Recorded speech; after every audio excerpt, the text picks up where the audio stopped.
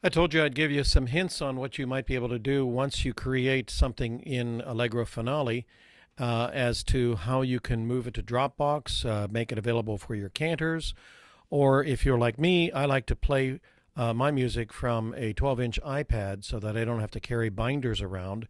And so I write in the figured chords and read from that as if it's a lead sheet.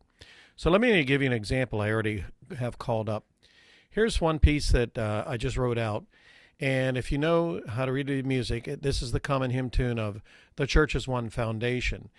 This is a hymn that we're going to be singing the first week of Advent, and it comes from Michael Jonkas's book that he wrote, and it has a lot of hymns in it that are related to each reading, the readings of each week in Advent, and it's called Hymn of the Day kind of a thing.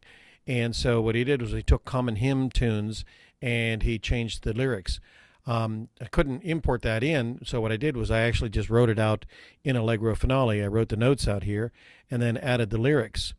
I showed you in a previous video how you can add a lyric, but if you have multiple lyrics that you need to do, here's what you need to look at. I'm going to go to my lyric tool, and as you can see, I'm here on the first verse, and you see where these arrows are pointing to the first verse.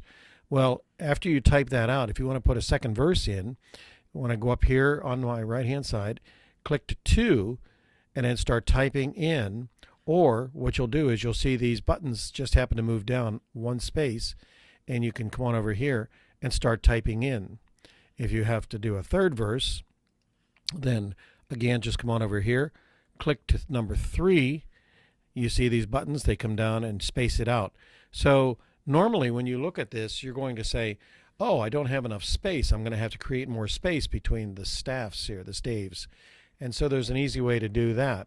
You want to come on up here to Tools and go down to Page Layout.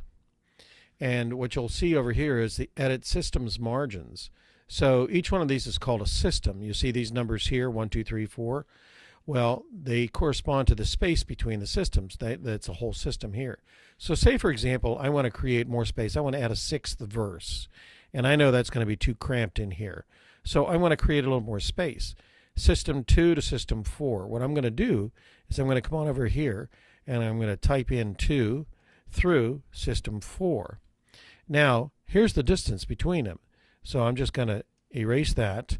And what I'm going to do is I'm going to say, I'm going to go to maybe a 1.2 value.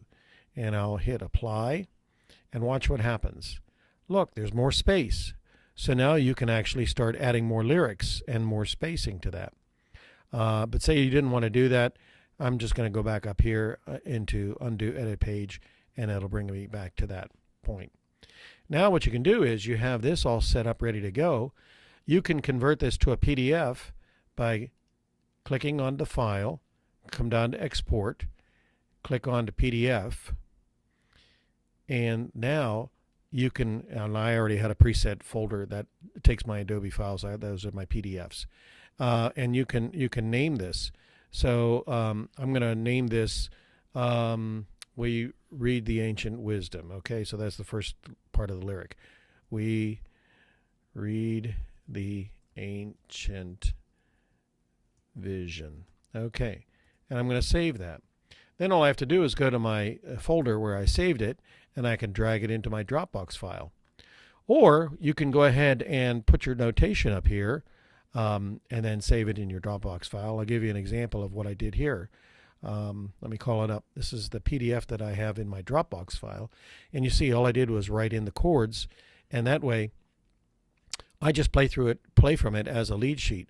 I do this sometimes so that I don't have multiple pages because, like I said, I import these into my 12-inch iPad that I can play from, and I do that with all my choir music, with all my regular music as well too.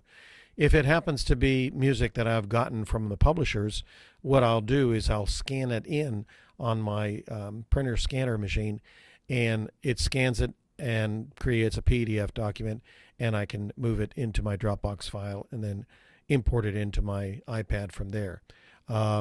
That's a whole nother software. That'll be a whole nother subject to talk about. It's called Fourscore, and we did a little bit of that last year.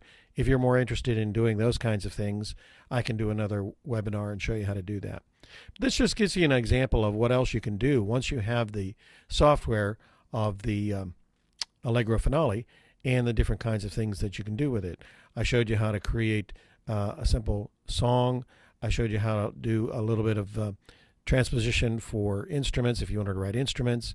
And here, if you want to create a little lead sheet, I always make sure that I put the copyright license down here, as well as giving a credit to the composer and where it's from. So if there's any question, the copyright is already there too.